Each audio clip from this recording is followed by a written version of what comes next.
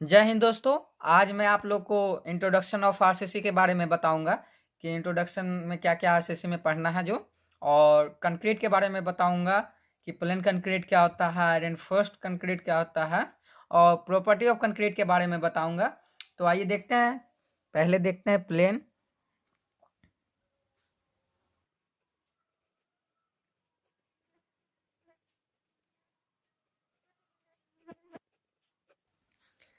आज देखेंगे plane and reinforced concrete के बारे में।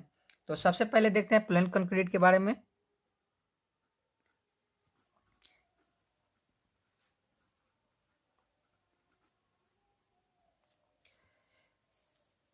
तो आइए देखते हैं प्लेन कंक्रीट में क्या होता है जो।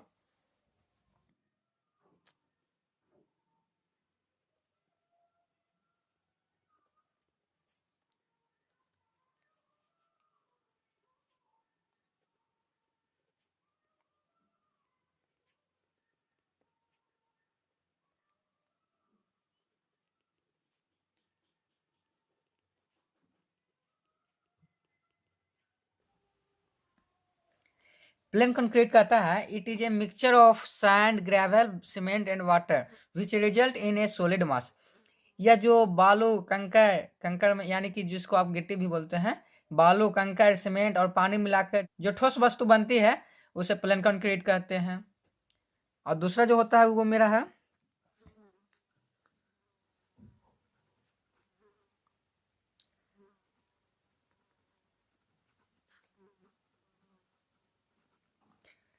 Reinforcement concrete. रेनफोर्समेंट कंक्रीट क्या होता है तो आइए देखते हैं।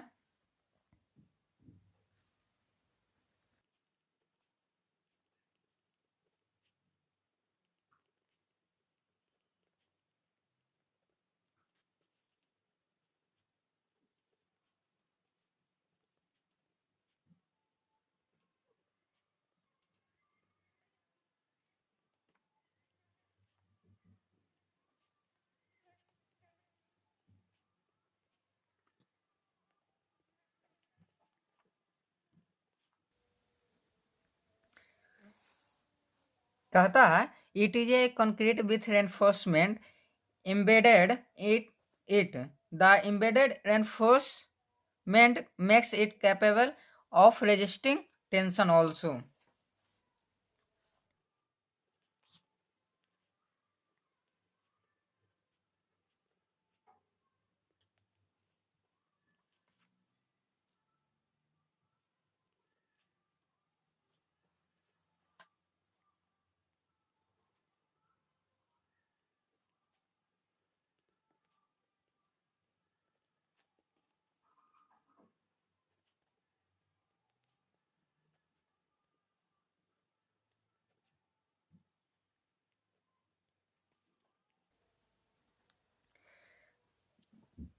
कहता है steel wire embedded in the tension zone of concrete relieves concrete of any tension separating from concrete।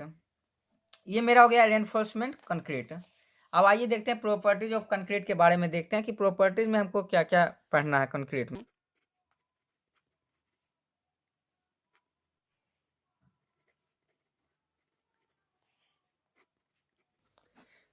अब देखते हैं प्रॉपर्टीज ऑफ कंक्रीट में क्या हमको पढ़ना है। सबसे पहले हम पढ़ते हैं ग्रेड के बारे में।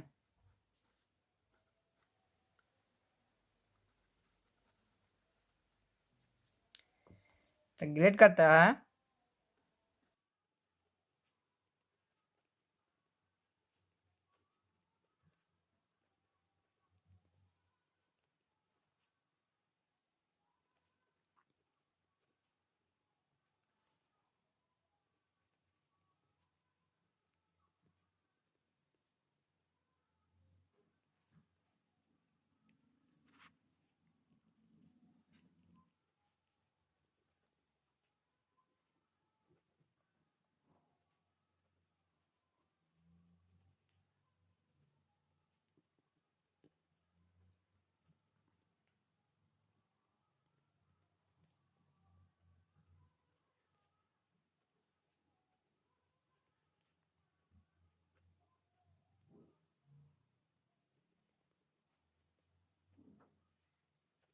कहता है grade is known by its grade which originated as M15, M20, M25 etc. in which letter M refers to concrete mix and number 15, 20, 25 denote the specific compressive strength। यानी कहता है कोई भी कंक्रीट का पहचान ग्रेड से होता है, जैसे M15, M20, M25। तो M का मतलब होता है मिक्स कंक्रीट, और 15, 20 जो 25 है नंबर दिया हुआ है, इसका मतलब होता है कि स्पेसिफिक कंप्रेसिव स्ट्रेंथ। अब दूसरा है मेरा,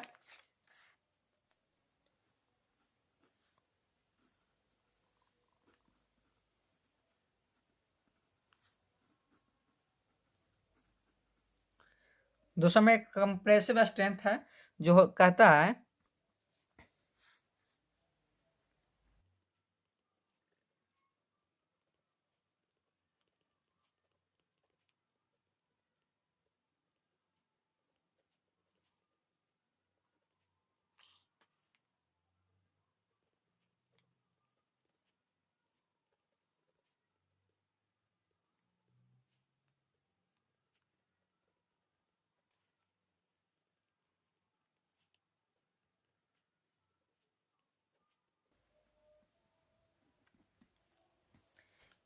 कंप्रेसिव स्ट्रेंथ कहता है it is the most important property of concrete, the failure that arise when applying maximum load of any object। कहता है कि कंप्रेसिव स्ट्रेंथ जो है वो इम्पोर्टेंट है, बहुत ज़्यादा इम्पोर्टेंट है प्रॉपर्टी ऑफ कंक्रीट के लिए।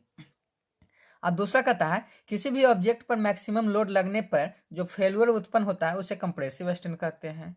ये मेरा कंप्रेसिव स्ट्रेंथ का था। अब तीसरा है मेरा,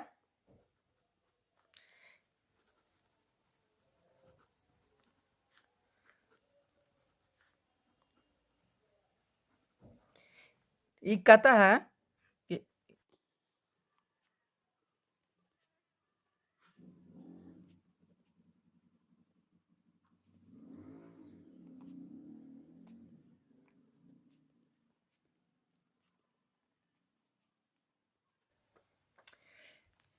इसमें कहता है कि यह कंक्रीट को स्ट्रेंथ को बदलता है जिसका वैल्यू 5% से ज़्यादा नहीं होना चाहिए।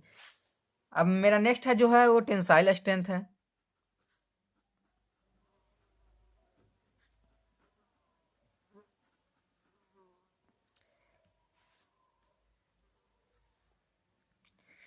टेंसाइल स्ट्रेंथ कहता है इट इज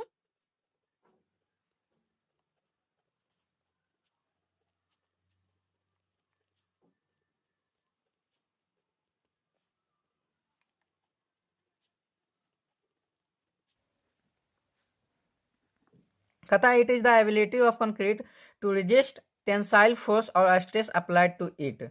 इसका मतलब होता है यह वह है जो टेंसाइल फोर्स के लोड के रेजिस्ट करने के बारे में बतलाता है। और नेक्स्ट है मेरा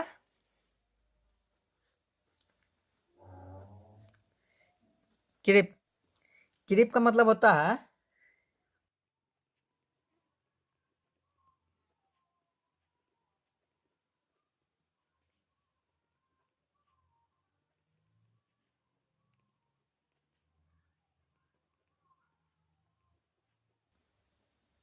कहता है creep is defined as the plastic deformation under sustained load.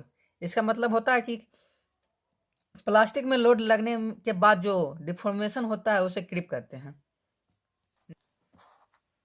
Next है मेरा श्रिंकेज।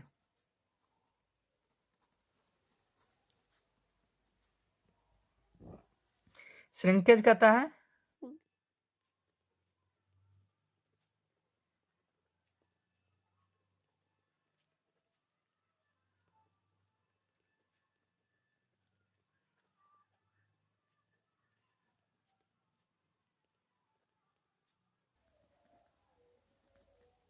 श्रिंकेज में होता है कि डिक्रीज इन आइदर लेंथ और volume of a material resulting from change in moisture content.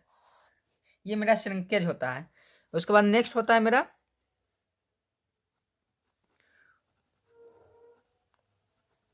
Modular ratio.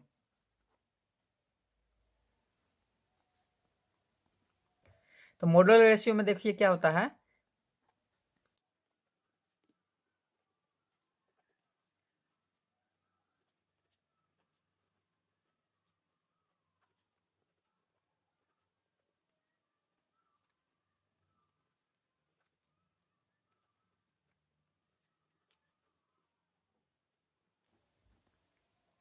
Modular ratio में कहता है कि it is the ratio of modular of elasticity of steel to modular of elastic of concrete. इसका होता है ES by EC, यानी कि modular of elasticity of steel by modular of elastic of concrete. ये मेरा प्रॉपर्टीज ऑफ कंक्रीट था, और ये मेरा प्लेन कंक्रीट, रेनफोर्समेंट कंक्रीट, ये मेरा RCC का बेसिक एकदम है इंट्रोडक्शन। ये मेरा RCC का बेसिक है। तब तक के लिए जय हिंद, फिर मिलते हैं नेक्स्ट वीडियो में।